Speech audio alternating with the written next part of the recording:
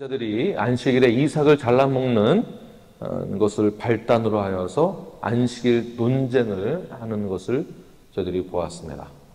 그리고 그 이후에 예수님이 이제 회당으로 이제 가셔서 말씀을 전하시게 되는데, 왜 회당으로 갔는지는 모르겠습니다. 성경에서 자세히 말하고 있지는 않지만 회당에 갔다라는 것은 유대인들에게, 바리새인들에게 하나님의 진리의 말씀을 선포하기 위하여서, 그리고 다시 복음을 전함으로 그들을 교정해 주기 위하여서 방문한 것이 아닌가라는 저의 개인적인 그러한 해석을 제가 해보게 되었습니다. 9절과 10절 말씀을 함께 읽겠습니다. 시작. 거기에서 떠나 그들의 회당에 들어가시니 한쪽 손 마른 사람이 있는지라. 사람들이 예수를 고발하려 하여 물어 이르되 안식일에 병 고치는 것이 옳으니까. 예수님이 안식일에 회당에 가셔서 그들에게 이제 다시 말씀을 전하고 가르치려고 하는데 갑자기 한 인물이 등장하게 되죠. 누굽니까? 이름은 모르지만 손이 마른 사람. 이제 여러 학자들에 의하면 그럼 어느 손이 말랐는가? 말랐는가? 오른손이 말랐을 것이다 라고 보고 있습니다. 네, 왜 그러냐 하면 이게 오른손이 말랐다라는 상징적인 의미가 있기 때문에 그렇습니다. 그러니까 오른손이 말랐다는 것은 오른손, 오른쪽, 오른편 하면 무엇이라고 저희들이 해석을 해야 될까요? 네, 의로움, 하나님의 힘, 하나님의 구원의 손길, 은혜가 바로 오른쪽, 오른팔, 오른손입니다. 다시 말해서 병에 걸려서 오른손이 말랐다, 오른손 쓰지 못한다라는 것은 하나님의 의가 그에게서, 하나님의 은혜와 하나님의 긍휼하심이 그에게서 떠났다라는, 즉 죄로 인하여서 그 병이 있다라는 증거가 되는 것이고요. 이 손이 마른 자가 갑자기 등장하게 된 그 이유가 있는데, 또 여러 학자들의 이야기, 논쟁들을 제가 쭉 이렇게 연구하다 보니까 갑자기 손 마른 자가 왜 있었는가, 회당에. 갑자기. 그러니까 어느 학자는 예수님의 말씀을 듣기 위해서 회당에 왔다, 기타 등등 여러 가지가 있는데, 결국 전체 컨텍스트를 보게 되면 성경에 나와 있지 않지만 컨텍스트를 보아 유추해서 알 수 있는 것이 무엇이냐면 바리새인들이 의도적으로 손 마른 자를 데리고 왔다라고 보는 것입니다. 그러니까 바리새인들의 숨겨진 의도와 악의를 가지고 예수님을 제거하기 위해서, 예수님을 시험하기 위해서 의도적으로 손이 마른 자를 데리고 왔습니다. 11절 보시게 되면 예수를 고발하려 하여 물어 이르되, 뭐로 말합니까? 무엇을 고발하여 물었습니까?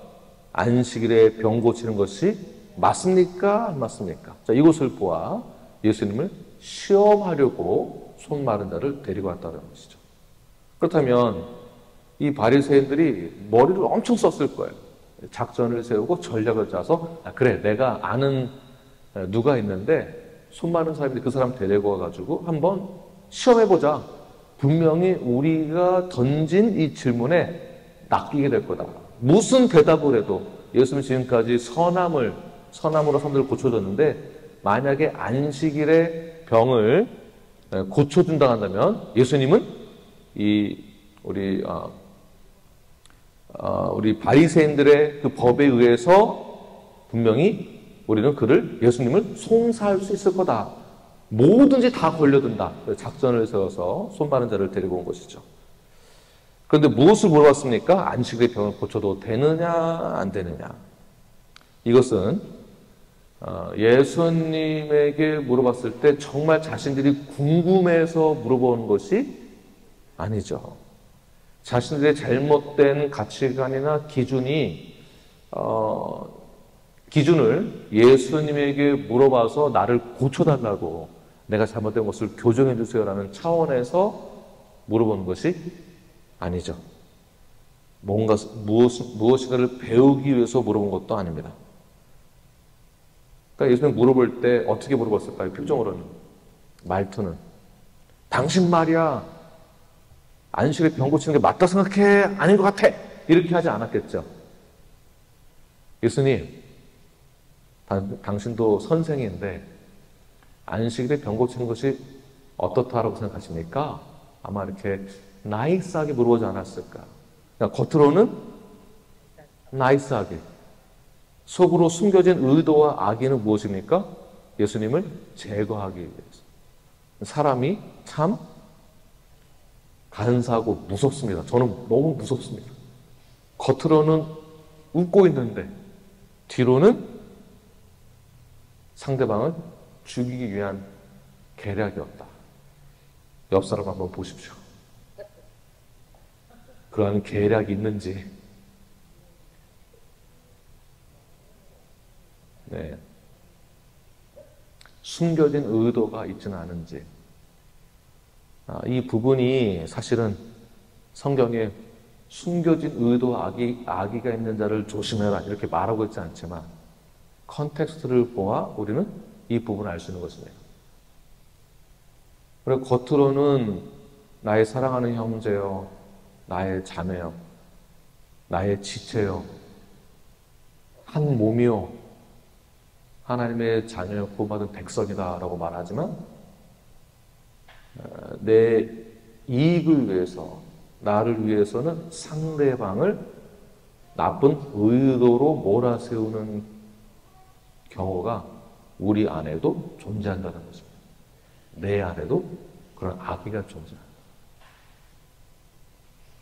또는 이런 악의가 있는 질문과 상황을 만들고 있는 사람들을 보면 저희들은 그것을 간파했을 때에 올바른 지혜를 가지고 성경적인 기준을 가지고 잘 대처해야 합니다. 그냥 좋은 게 좋은 거라고 모른 척하고 넘어가 주는 게 아니라 정말 그 상대방을 사랑한다면 싸우라는 얘기가 절대 아닙니다. 예수님은 어떻게 하셨는가를 보면은 우리가 잘 분별할 수 있는 것이겠죠. 예수님 어떻게 반응하셨을까요? 11절과 12절 말씀을 함께 읽겠습니다. 시작. 예수께서 이르시되 너희 중에 어떤 사람이 양 한 마리가 있어 안식일에 구덩이에 빠졌으면 끌어내지 않겠느냐? 사람이 양보다 얼마나 더 귀하냐? 그러므로 안식일에 선을 행하는 것이 옳으니라 하시고. 예수님은 그들의 숨겨진 악의와 의도까지 다 간파하시고 역으로 다시 질문을 하죠. 만약 너라면, 그래, 안식일에 병 고치는 것이 옳은지 안 옳은지 만약 너라면 어떻게 하겠느냐라는 그 반문을 든 것이 예로 구덩이에 빠진 양 한 마리를 예를 들고 있거든요. 그러니까 양을 구하는 것이 옳으냐 안 옳으냐 반문을 했는데 왜 이 반문할 때 이 예화를 이 양 한 마리를 썼는지, 왜 동물을 썼는지 이게 중요합니다. 그냥 야, 동물보다 사람이 더 귀하니까 당연히 사람을 구해야 되는 거 아니냐라는 차원에서 말한 게 아니에요. 여기 안에는 다 역사적인 배경이 있습니다. 당시에 시대적으로나 문화적으로나 규율로 봤을 때 탈무드에 보게 되면 안식일을 할지라도 이웃의 소나 양이 구덩이에 빠졌으면은 안식일이라도 그것은 구해주는 것을 노동으로 보지 않았습니다. 왜냐하면 생명의 존엄성 때문에. 그리고 만약에 양 한 마리밖에 없는 이 재산이 양 한 마리밖에 없는 사람에게 양이 없어지면 죽게 되면은 재산을 탕진하게 돼서 더 안 좋은 상황이 되기 때문에 지나가다가 이웃의 양이나 소가 구덩이에 빠졌으면은 건져내줘라. 그것은 노동으로 보지 않겠다. 괜찮다. 또는 건져내기 힘이 든다면 음식을 가지고 와서 이 소나 양이 먹을 수 있도록 그렇게 배려를 해줘야 된다. 이러한 시대적 상황 가운데에서 탈무드의 가르침과 규율들 예수님이 전부 다 알고 있었기 때문에 반문을 그대로 한 거예요. 너희들이 하고 있는 행습, 규율에 의하면 양을 구해주는 것이 맞냐 안 맞냐? 자, 대답은 뭐밖에 나올 수 없습니까? 당연히 양을 구해야 된다. 자, 그렇다면 양이 더 귀하냐, 사람이 더 귀하냐? 사람이 더 귀하다. 예수님의 역습, 반문, 이거는 시대적 상황 가운데에서 모든 지식과 철학을 초월한, 초월도 좀 너무 과장된 것 같습니다. 당연히 알 수 있을 만한 지혜가, 인간적인 지혜가 예수님에게 당연히 있었던 것이죠. 시대적 상황과 규율과 가치관을 보아 알 수 있듯이.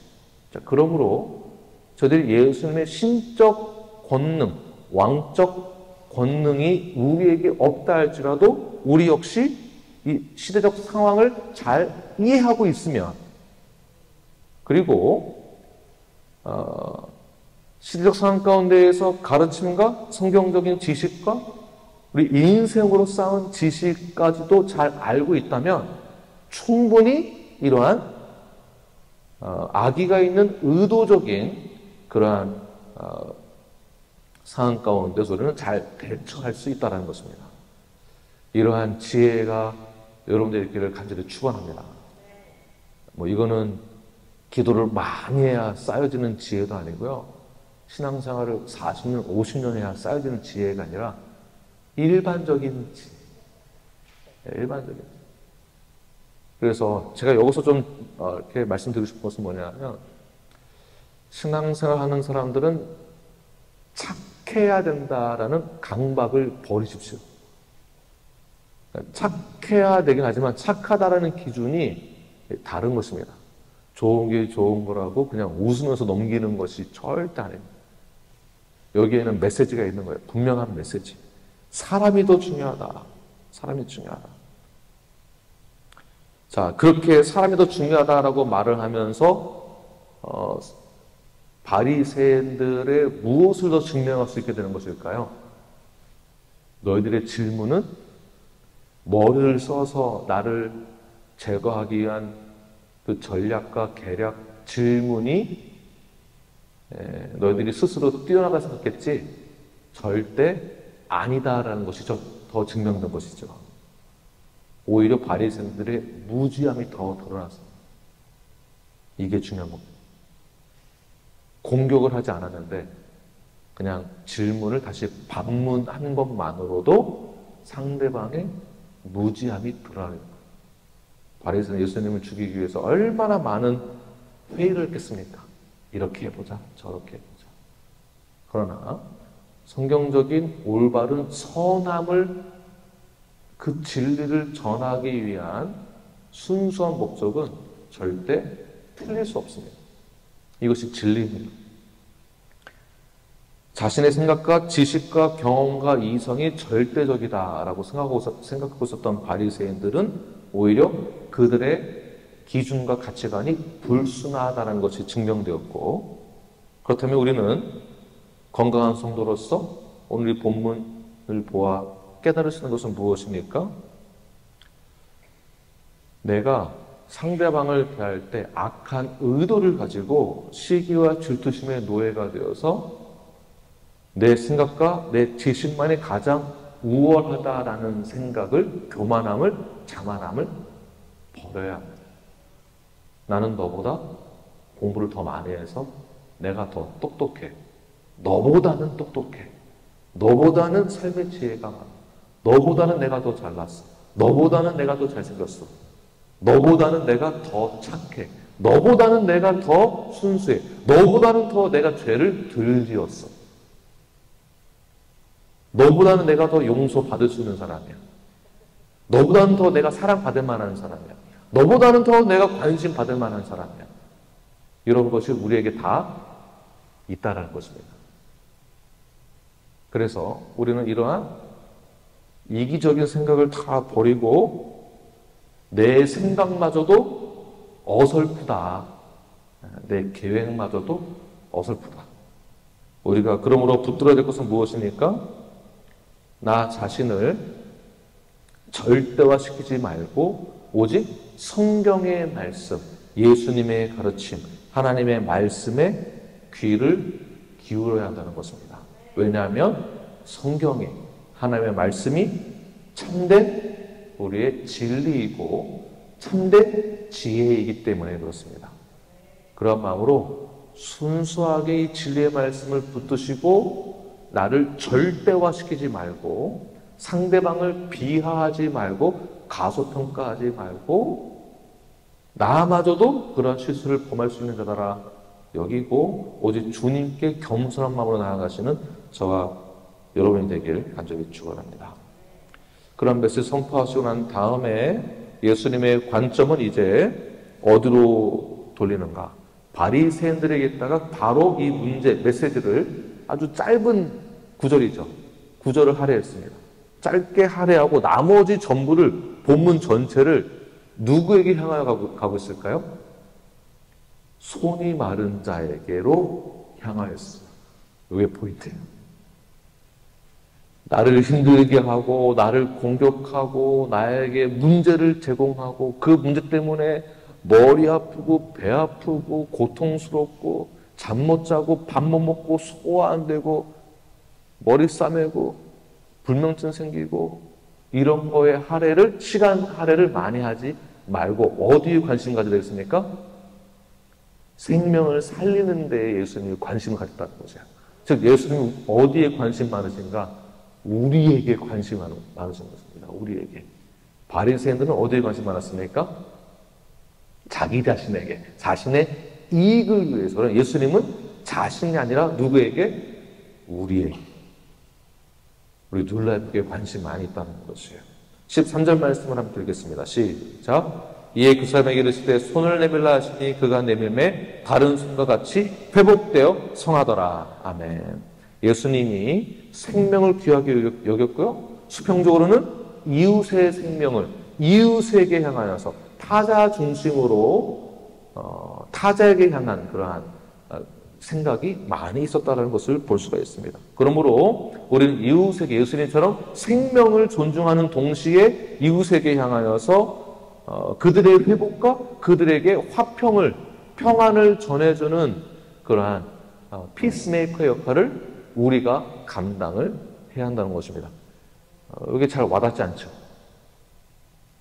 내가 피스메이커가 된다? 내가 이웃에게 타자 중심으로 살아갈 때 내가 그들에게 화목과 화평을 전해야 한다라는 그런 컨셉이, 그런 아이디어가 아예 없습니다, 우리에게. 이것만 보아도 우리는 내 스스로가 죄인임을 부정할 수가 없습니다. 나밖에 몰라, 우리는 나밖에.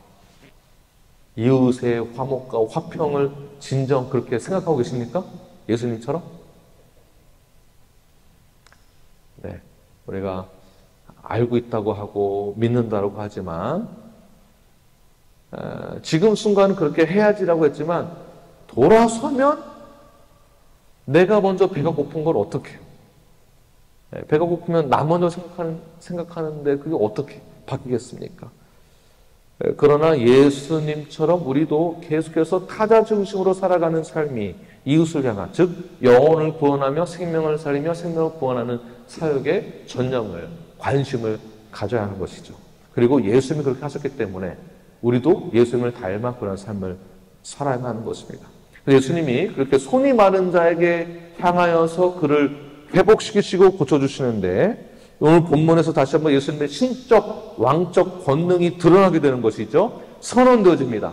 오직 우리의 모든 죄와 질병들을, 그 질병이 사실은 죄의 결과들을 말하는 것이죠. 죄라고 본다면 우리의 모든 죄들을 다 사하여 주시고 고쳐주시고 하나님과의 죄로 멀어졌던 그 관계를 회복시킬 수 있는 분은 누구십니까? 오직 예수 그리스도밖에 없음을 믿으시는 저와 여러분이 되길 간절히 축원합니다. 자세히 본문을 보시게 되면 손이 마른 자에게 예수님의 손을 대었거나 나을지어다, 깨끗하게 될지어다라고 어떤 선포나 행위가 없었습니다. 단지 예수의 말씀에 순종하여서 마른 손을 내민 그 사람의 손이 완전히 회복되었습니다. 지금 무슨 말씀을 제가 드리고 있습니까? 예수님은 어떠한 터치나 액션이 없었습니다. 지금 예수님은 관점이 이웃에게, 나에게, 우리에게 향하였는데 예수님은 그냥 낫게 하셨어요. 왜 낫게 했을까요? 어떻게 낫게 했을까요? 자, 대조를 나타내고 있는 딱 이 부분이 바로 이 포인트입니다. 전반부에서는 바리새인들은 예수님의 왕적, 신적 권능에, 말씀에 순종하지 않고 의심하였고 오히려 제거하고 버렸습니다. 왜 그렇습니까? 시기와 질투로 인한 죄의 결과들, 그래서 악한 의도를 가지고 그들의 모든 시간을 쏟아붓습니다. 그러나 손이 마른 자 어떻습니까?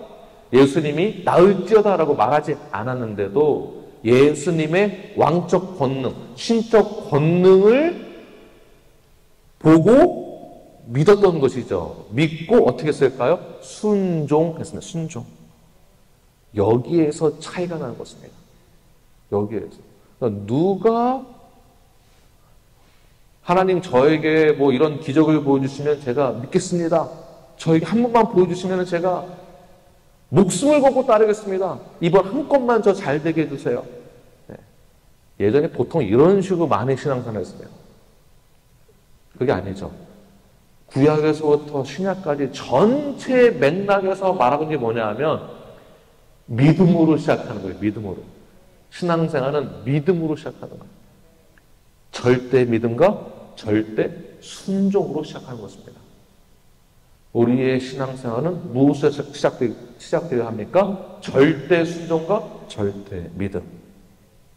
예수님은 그가 손이 마른 자가 절대 순종과 절대 믿음을 가지고 나왔을 때 자연스럽게 모든 질병이 다 치유가 되었습니다.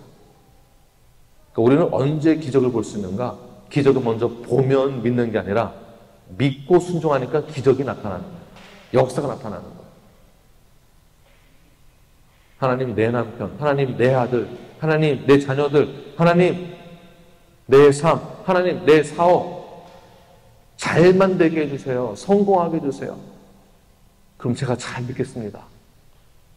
이렇게 말하고 잘 믿는 사람을 저는 본 적이 없습니다.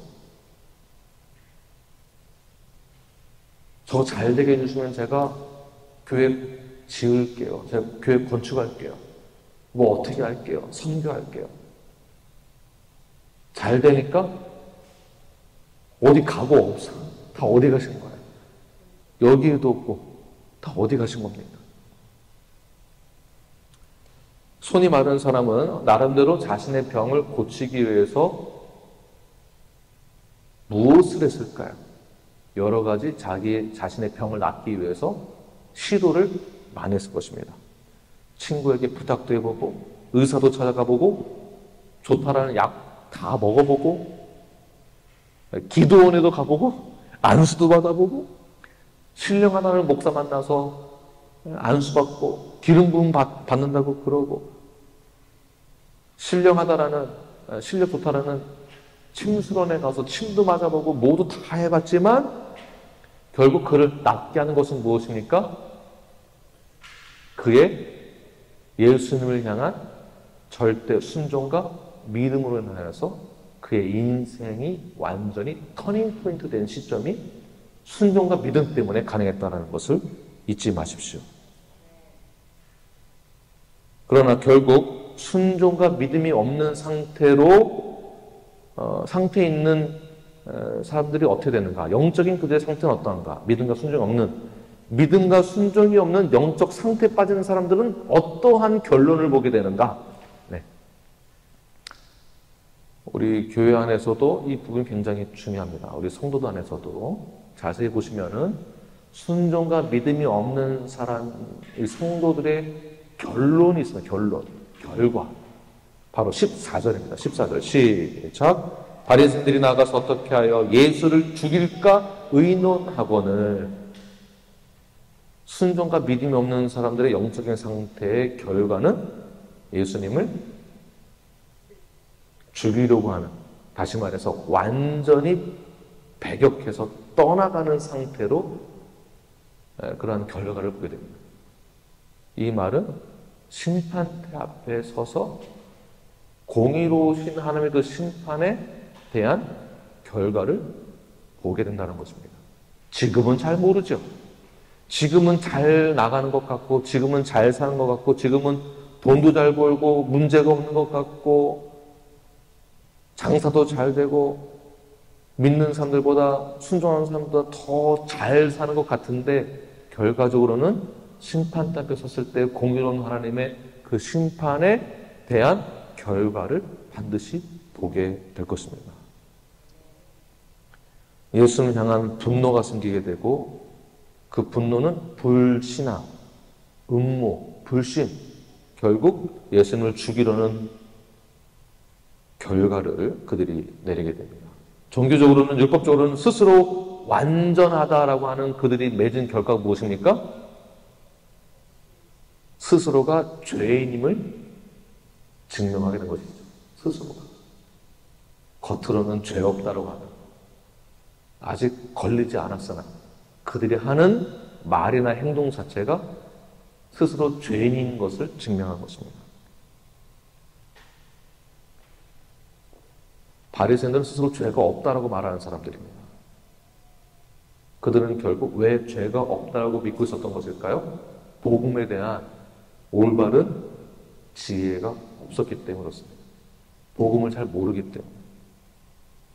결국 우리의 신앙생활과 구원의 완성을 이루어나가는 여정 속에서 우리에게 가장 중요한 것은 무엇일까요? 우리는 어디에 초점을 가지고 있어야 하는 것일까요?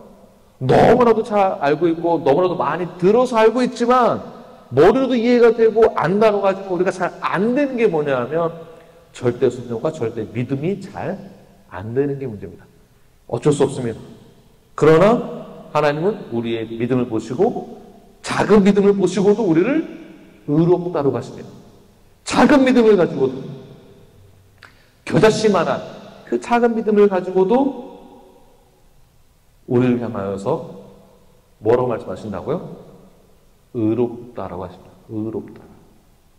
그러므로 우리는 주 앞에 나갈 때 절대 순종, 절대 믿음, 신앙생활을 할 때 절대 믿음과 절대 순종, 가장 기본적인 것을 가장 어렵게 하지 마시고 가장 기본적인 것을 순수한 믿음을 가지고 절대 순종과 믿음으로 나아가시기를 바랍니다.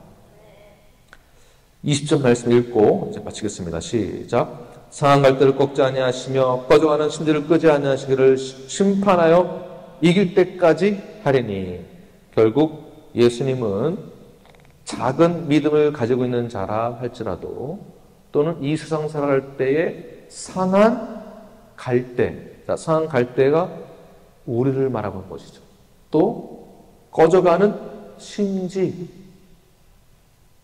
꺼져가는 심지하면 무엇이 생각하십니까? 죽을 것 같기도 하고 잠깐 살기도 하고 왔다 갔다 숨이 꼴딱꼴딱하는 그런 상태에 놓여있는 이 세상 살아가는데 가장 어려운 시기에 처해 있는 연약한 존재인 우리에게 하나님께서, 예수님께서 어떻게 하십니까? 절대 상한 갈대도 꺾지 아니하시고 꺼져가는 심지를 끄지도 아니하신다. 우리를 회복시키신다라는 것입니다. 바리새인들은 죽이려고 하나 예수님은 작은 믿음만 가지고 있는 자들이라 할지라도 이 세상 신앙생활 하는 것도 쉽지가 않습니다. 살아가는 것도 어려운데 신앙생활을 쉽게 하려고 하십니까? 교회 출석만 했더니 뭔가 잘 되었더라. 이것만 보지 마십시오. 예수님이 우리에게 어떠한 분이신지를 먼저 이해하십시오. 예수님이 손이 많은 자를 고치신 것처럼 우리가 어떤 상황 가운데 처해 있다 할지라도 예수님은 우리를 버리지 아니하시고 꺾지도 아니하시고 끄지도 아니하시고 예수님의 온유함과 따스함과 긍휼함과 자비로우심과 은총과 사랑과 놀라우신 그 은혜를 통하여서 우리를 건져내셔서 완전한 생명의 자리로 옮겨주시는 예수 그리스도, 그분을 통해서 우리는 하나님의 자녀가 되었고 하나님의 자녀가 된 우리들은 영생의 축복을 얻게 된 것입니다. 이만한 축복이 어디 있겠습니까? 그냥 영생의 축복을 누리시며 이 땅 가운데 살아가는 것이 비록 어렵고 힘이 들지만 그러나 오직 예수님의 말씀만을 붙드시고 절대 순종과 믿음으로 나아가시는 저와 여러분이 되길 간절히 축원합니다. 아멘. 이제 함께 이 시간 기도드리겠습니다.